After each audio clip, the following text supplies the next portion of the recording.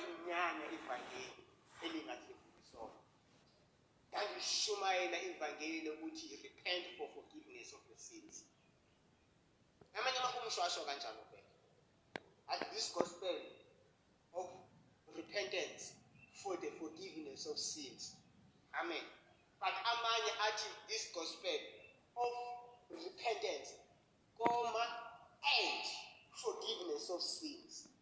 Understand?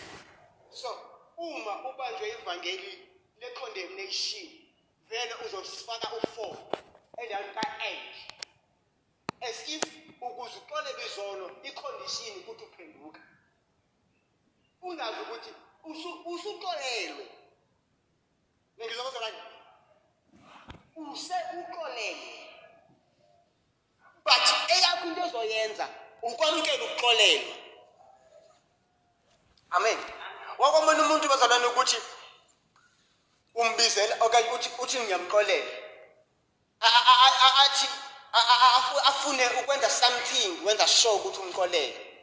Manje ngenza umzekelo, if umuntu umbezele epatini or uyamthengela i-cold athi nami zami, when ukwenza from the bottom of your heart ukuthi into ezakujabulisa ukuthi lo muntu ayamkele lento omnikeza yona.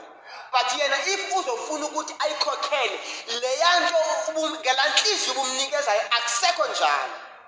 That's how we've been doing to God. Ukuthi ukuxolela kwakhe thina sikwenze siconditional, sifake icondition. And then ngoba sifake icondition akusabi ne-impact. Ngizokuzwa kanje. The way I was so convinced ukuthi icondition yokuphenduka ibaluleke ngalendlela. Benze ngithintshe namavesi. Ngevesi elithi uNkulunkulu wathanda kangaka izwe. Wase unikela ngendodana yakhe. Ukuze kuthi otheni oyenza njani bazalwane? Oyenze njani? Okholwa yini? Yazi mina benifika ngithini lapho mama uMntaka. Bengithi ukukholwa kusho ukuthi ukuphenduka. Ngilanda ethi okholwa yiyo ngamanye amagama ophendukayo. Because ngifuna ufaka le ndawo okuphenduka as i-condition ezikwenza komuntu. uNkulunkulu akafuni ukuthi umthande kakhulu, akafuni ukuthi uthandaze kakhulu, akafuni anything. Ufuna wena wamkele. Into esihlulayo kwenza njani bazalwane? Ukwamkela. Kula uNkulunkulu wangisiza babundlela ukuthi wangambulela ukuthi eligama lithi believe is a synonym of receive. So kuya kangokuthi uma ngabe uyakholwa kuya ngokuthi wamkela kangakanani. Umzekelo ocacile, uyafika umprofeti ufika lwabana kwalokhuzana kwami uElisha ufika kulowesifazane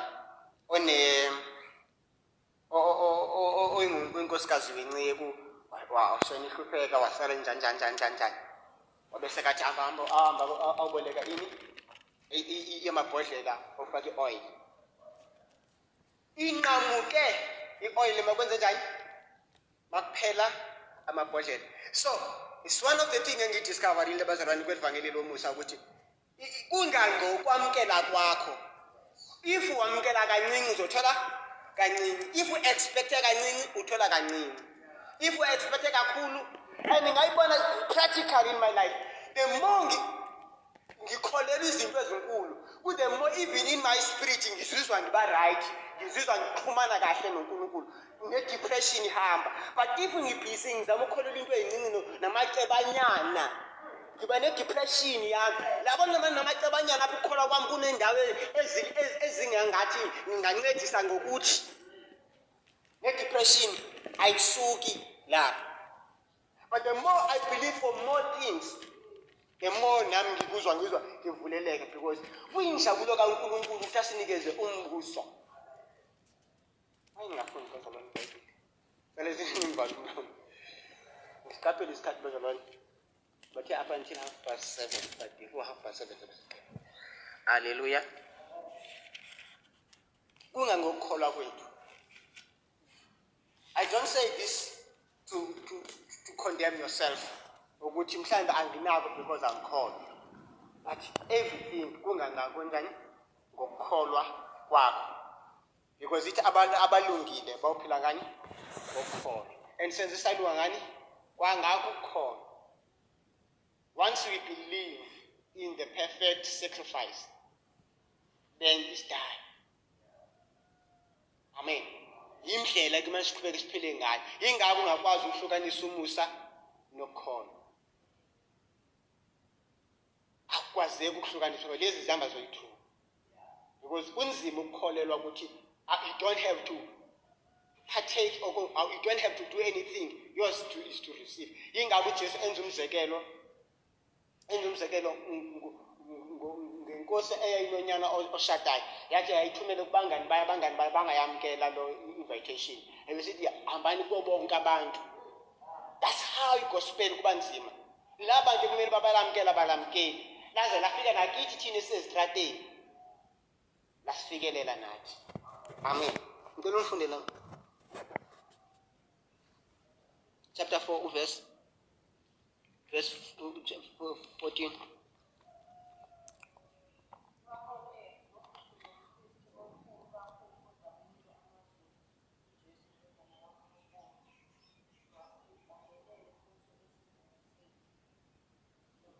Yes, okay.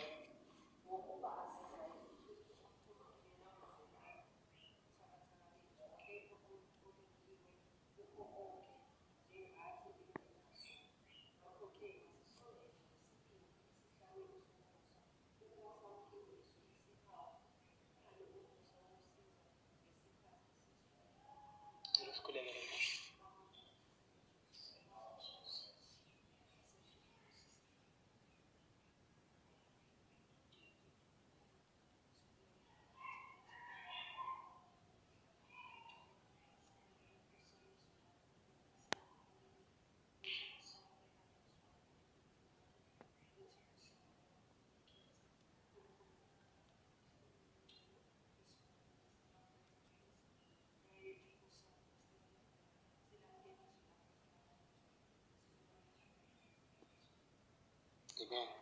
Hallelujah. When I come to bazalwane kwandengisa I didn't know ngalizelayo. Kodwa uma ngaba yileli vangeli kwanele. Ngoba ngahamba kwandengisa kusasa.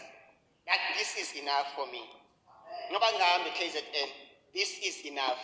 Ivangeli lishunyelwa ubaba uZundi la. Amen.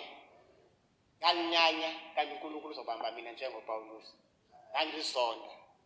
Yabona mali izolunga kimina ngasizwa na uJoseph Prince athi uma ngabe i-ministry of condemnation ibe inenkazimulo, how much more inkazimulo of i-ministry of righteousness? Because thina esishumela ivangeli lokushaya izono vele esishumela ivangeli le-condemnation, but nalo lingani bazalwane linenkazimulo, sisindiswe ngalo, sashumela abantu baningi basindisiwe ngalo, sibashaya izono. Ayivangeli lokubethi izono alilahlelwa ngaphandle line glory yalo, but kune glory that is surpassing. When we now siza kule mvuselelo of the last days ebudala prophet wangayo, I don't think it is anything else when we now switch to the gospel of righteousness, God's righteousness. Hallelujah. Amen. Ibe sesithi ke bazalwane asondele ke manje ngesibili ithi okokuqala ithi singasilahini isivumo sethu. Isivumo sethu sawa conversion. Umzalwane uphila ngokukholwa nangokuconfessa. Because kufanele kube khona leyo circulation njengoba sizothandaza. Lento izokwenzeka kuwe ilento ozoyikhuluma, uyikhulume uyikhole. Injalo life bazalwane iyasaturator. Amen. Ngicela shalele uNkulunkulu izandla. Inkosi khona. Ngiyashalele uNkulunkulu izandla. Hallelujah. Iyasaturator. This the more uyizwa uyikhuluma the more ingena enhliziyweni. The more isenhliziyweni igcwala enhliziyweni. Ekugcwaleni kwenhliziyo umlomo wenza njani? Uyaphimisela. So impilo yethu yokukholwa leyo. So lokho lamazwi okukholwa noma lokukholwa ukuthi siqolelwe phakade, lokukholwa ukuthi sisembusweni kaNkulunkulu, lokukholwa lokuthi singabantwana bakaNkulunkulu, lokukholwa ukuthi siphansi komusa kaNkulunkulu, lokukholwa lokuthi ukuthi everything that's talking about us isivumo sethu ekumele besenze sure ukuthi asisilahle bazalwana inkinga yethu qala when the accuser the devil efuna ukuba singayikholwa isivumo noma afuna silahle isivumo sethu noma singashumela kangakanani kodwa into emele bingakilahleki isivumo ukuthi wena umntwana kaNkulunkulu ungubani kuJesu ingakilahleki lonto ukuthi it's not about your strength. Every time you have messed up must be a reminder ukuthi thank God even noma sengimese kangakanani angibalela amathala wami Nkosi ngiyabonga nalesi sathethelelwa ngeso sikhathi uhlaba usathana enhlizweni because ebezosebenzisa condemnation but now because ubambisa imvumo akasenamandla okukondema because into ayisebenzisayo usathana is a condemnation izinto onayo ibe ngathi awunayo because you busy condemning you about your past, your present, about your weaknesses. You lose what you have because you don't believe what you have. You lose your confidence, but make sure you don't lose your confession. Because makubuhlungu bangathi ngathi esiyagula. Ngakubhetha ingathi ngatshela bonke abangani bakho ukuthi yazi akulungi. Wathi umfazi wase Shoneme it is well. That's right. Lento inamandla bazalwane.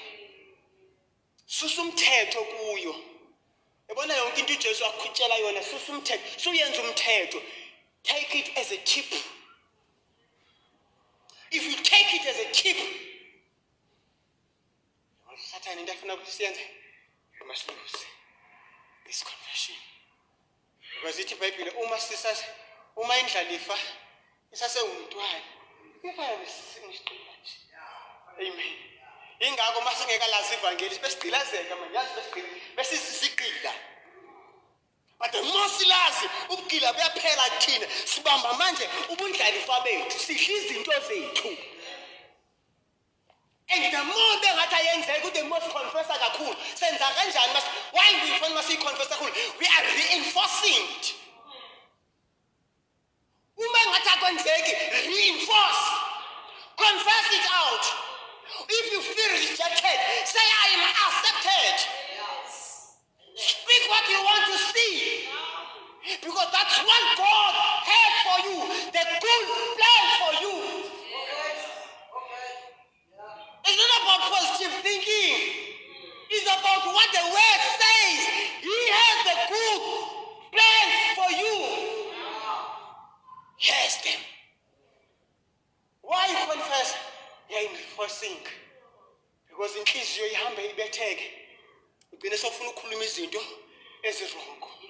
Lose your confession. Don't ever lose your confession. Don't lose it. Noma izinto zingahambi kahle, don't lose.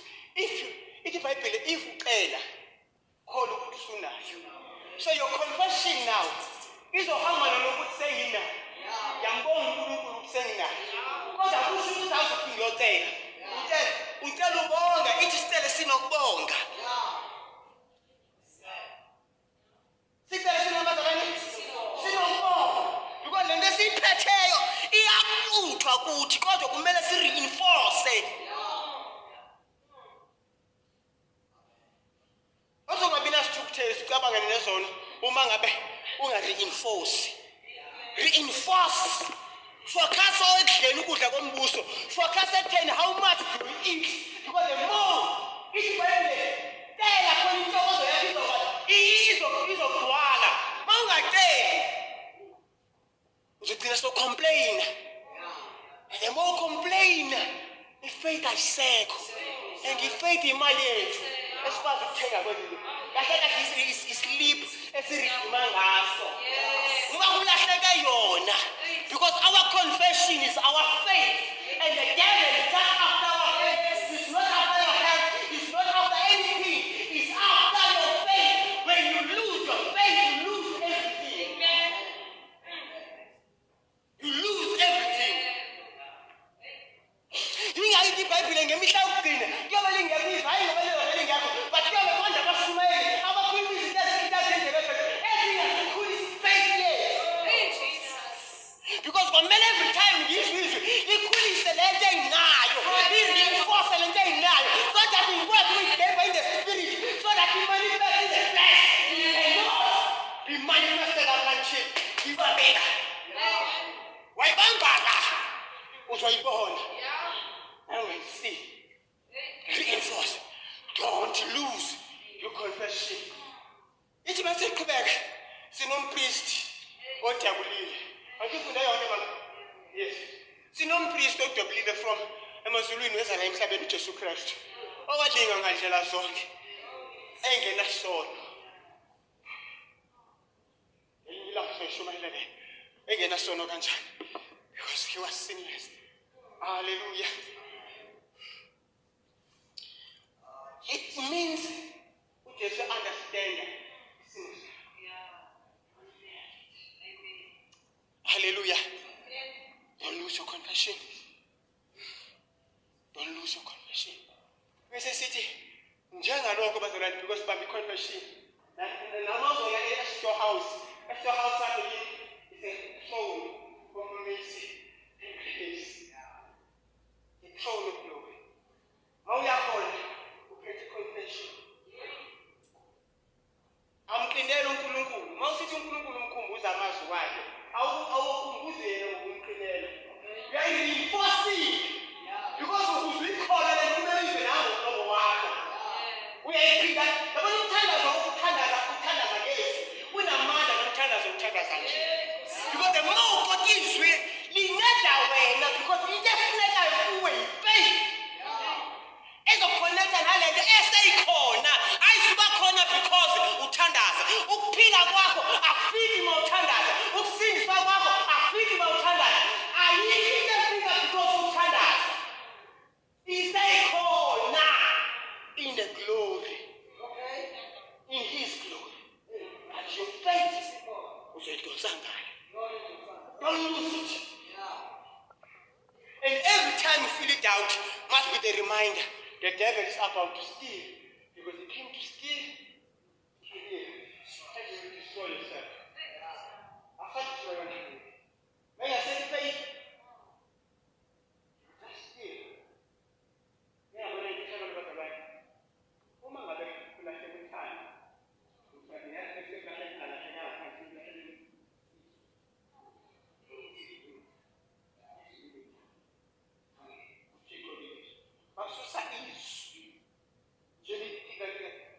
Enye imbewu yawela endleleni afika intaka kanjani ayixosha siqhameke ezwini ngoba lilo lenza ukuthi sibe nefaith malingekho lona asinayo ifaith sine faith emoyeni we need lona more than any other thing we need ukuthi sihlale silinqanelwe izwi singathandaza sishumayele siworship kakhulu but singakulinge sihambele kude kulento because lento lento kumele ihlezi ireinforce yikukudla kwethu the more sidla yona the more sigreba nezinto sithenjiswe zona.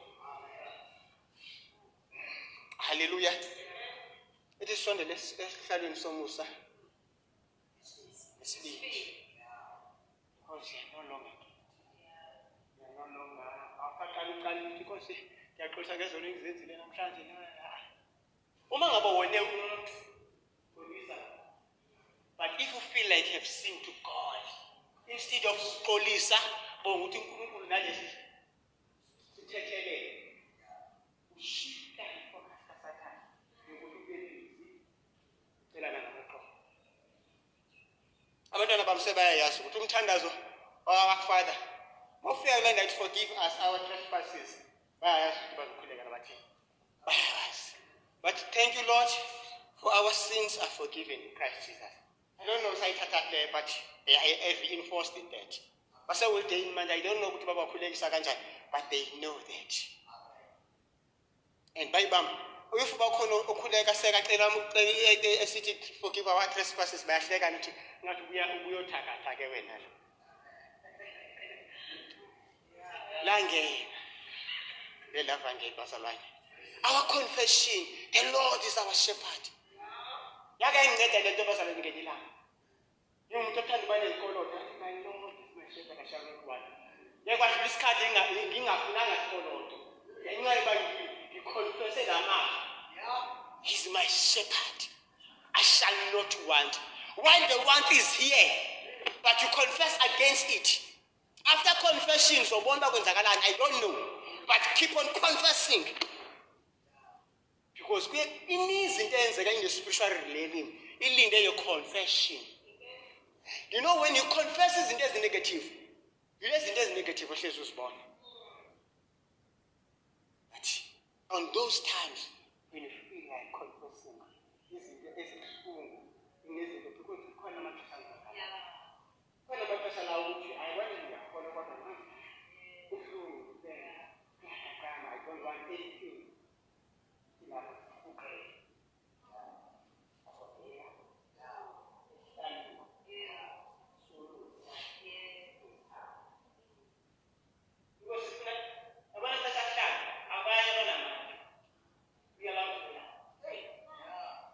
When you feel like I could have get right time, approach.